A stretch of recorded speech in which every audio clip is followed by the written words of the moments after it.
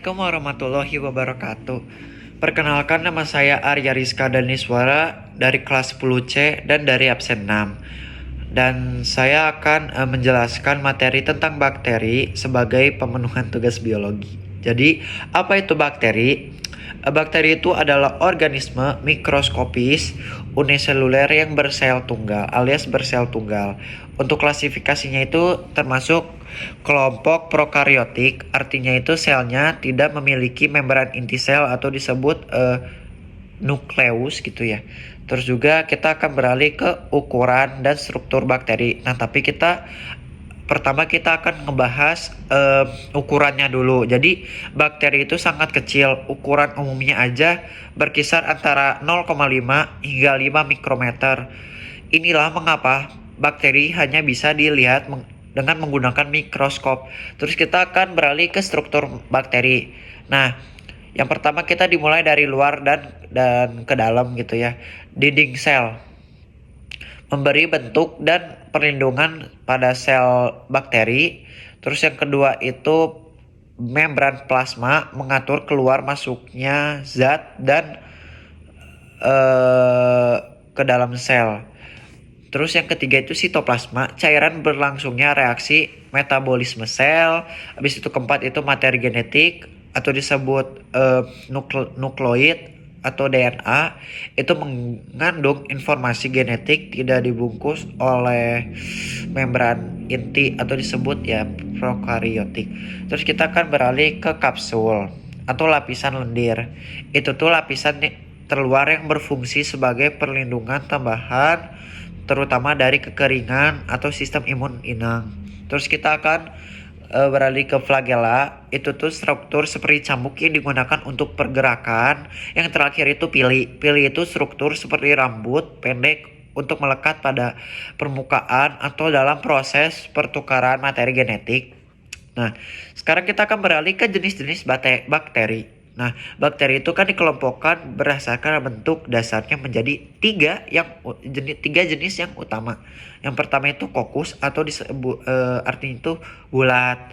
Itu bakteri yang berbentuk bulat aliasnya kayak gitu. Terus contohnya itu kayak Diplococcus, artinya itu berpasangan. Streptococcus itu rantai, Staphylococcus itu gerombolan seperti anggur. Terus kita akan ke yang bagian kedua itu Bacillus, artinya itu batang. Jadi bakteri yang berbentuk seperti tongkat ataupun itu batang. Terus contohnya itu Diplobacillus berpasangan, Streptobacillus aja itu rantai. Nah, sekarang kita akan ke yang terakhir itu spiral. Spiral itu berbentuk lengkung atau spirillum. Nah, jadi itu tuh maksudnya itu bakteri yang berbentuk melengkung, spiral ataupun koma. Terus juga contohnya itu kayak Vibrio artinya koma, Spirillum alias spiral kaku, Spiroceta itu spiral lentur. Nah, kita akan beralih ke peranan dan contoh bakterinya. Nah, kita akan ngebahas bakteri yang bermanfaat atau yang bagian positif dulu aja lah. Jadi perannya itu sebagai dekomposer atau pengurai. Itu menguraikan sisa-sisa organisme mati dan limbah, mengembalikan unsur hara ke tanah. Nah, perannya itu fiksasi nitrogen, mengubah nitrogen bebas di udara menjadi senyawa yang dapat diserap tumbuhan. Kayak misalnya nih kayak rhizobium yang bersimbiosis di akar kacang-kacangan. Terus perannya kalau dalam bangsa itu teh industri makanan itu membantu fermentasi. Contoh yang bermanfaatnya itu Lactobacillus bulgarius itu digunakan untuk pembuatan yogurt. Terus Escherichia